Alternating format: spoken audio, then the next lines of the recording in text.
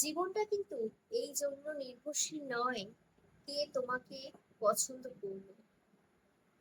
আসল কথা তো সেখানেই, কে তোমাকে কতটা সম্মান করছে, আর কে তোমার নীরবতাকে আপোষেই আপন করে নিতে পারে, আর কে নিঃশব্দেই তোমার পাশে সর্বদা দাঁড়িয়ে থাকে। আজকাল কাউকে পছন্দ করাটা ভীষণ সহজ, অথচ তাকে মূল্য দেওয়াটা ঠিক ততটাই কঠিন। জীবনে সবচাইতে দামি জ্ঞান হলো যে তোমাকে বোঝার চেষ্টা করবে, যে মানুষটা তোমাকে সহজেই কখনো আঘাত করবে না, কারণ তার কাছে কিন্তু তুমি শুধু অপশন নও, দায়িত্ব।